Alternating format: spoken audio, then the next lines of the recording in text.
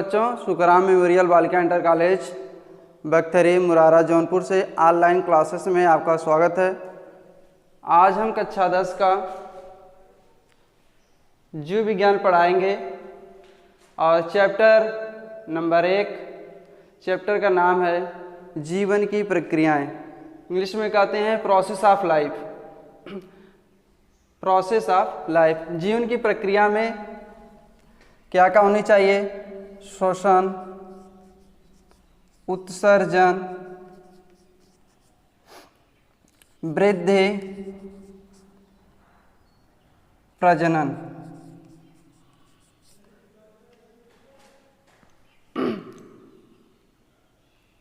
इसके बाद first heading है आपके लिए प्रकाश संश्लेषण। प्रकाश संश्लेषण इंग्लिश में कहते हैं फोटोसिंथेसिस।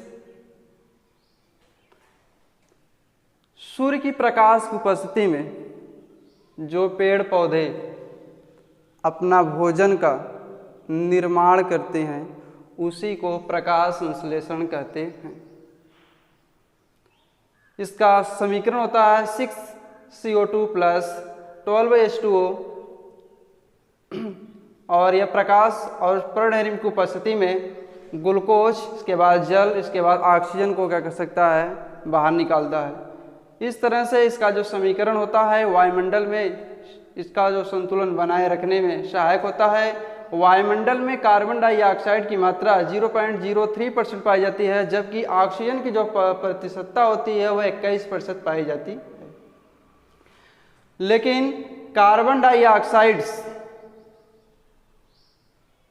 पौधे के लिए आवश्यक है और ऑक्सीजन मनुष्य के लिए आवश्यक है। दोनों का कॉम्बिनेशन होता है तो हमारा पर्यावरण क्या होता है? स्वच्छ होता है। हमारा दूसरी पॉइंट है वाष्पोत्सर्जन। वाष्पोत्सर्जन पौधे के वायु भाग, कोई पौधा है या कोई पत्ती है तो पौधे के वायु भाग द्वारा, जैसे यहाँ पौधा है, पौधे के वायु भाग द्वारा जल, इसके अंदर जो जल निकल जाने की प्रक्रिया को, जैसे कोई पौधा की जो पत्ती है, किसी पौधे के वायु भाग द्वारा जल निकल जाने की प्रक्रिया को वाष्पोत्सर्जन कहते हैं।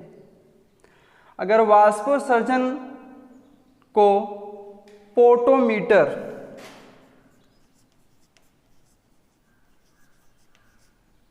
पोटोमीटर से हम मापते हैं और वाष्पोत्सर्जन के मुख्य रूप में 3 भाग होते हैं। नंबर 1 रंध्री वाष्पोत्सर्जन।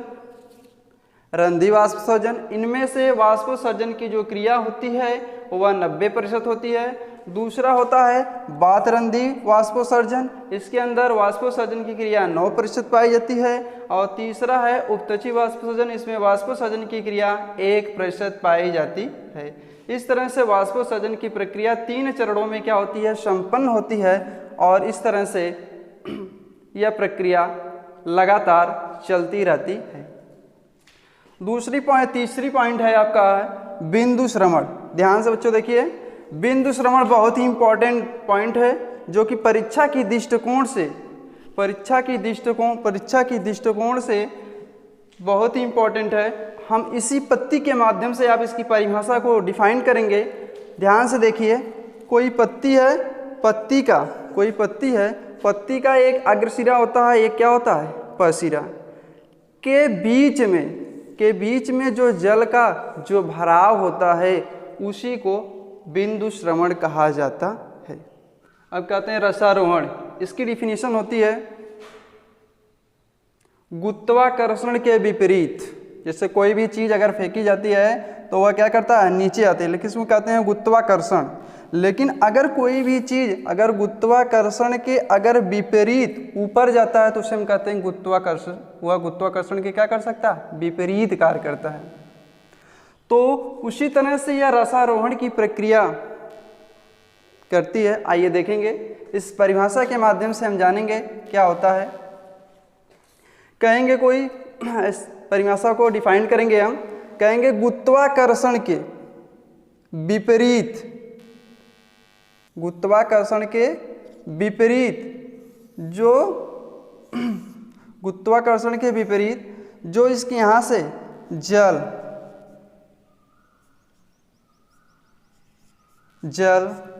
खनिज लवण, जल खनिज लवण, गुरुत्वाकर्षण के विपरीत इसके अंदर दो भाग होते हैं, एक को कहते हैं जाइलम और दूसरे को कहते हैं फ्लोएम, के माध्यम से जल ऊपर की ओर जो चढ़ता है या ऊपर की ओर इसका जो पंपिंग जो क्रिया होती है उसी को रसारोहण कहते हैं। पांचवी पॉइंट है रूट प्रेशर, जिसे कहते हैं रूट प्रेशर, इसे इंग्लिश में हिंदी में कहते हैं मूल दाब। जब किसी भी पौधे के वल्किड भाग द्वारा, जब किसी पौधे के यहाँ इसका क्या होता है कि इसमें आप देखते हैं जैसे इसमें बहुत से पौधे के अंदर क्या होते हैं, शाखाएं निकली होती हैं, शाखाएं से उसके अंदर विभिन्न से उसके ब्रांचेड और अनब्रांचेड, मतलब उसमें अत्यधिक मात्रा में जो शाखाएं निकलती हैं, तो वहाँ शाखा जो निकलती है तो मूल दाब के ही कारण वह अलग अलग शाखाओं में क्या होता है, विभक्त होता है, उसी को मूल दाब कहते हैं। तो इसमें अलग अलग वैज्ञानिक या दूसरी परिभाषा होती है, किसी भी पौधे के वल्किड भाग द्वारा, किसी पौधे के वल्किड भाग द्वारा, देखिए किसी पौधे के वल्किड भाग द्वारा जो एक प्रकार का जो दाब पड़ता है उसी के माध्यम से जो जाइलम और फ्लोएम और उसके खनिज लवण ऊपर की ओर जो चढ़ते हैं, ऊपर की ओर जो चढ़ते हैं उसी को कहा जाता है मूल दाब।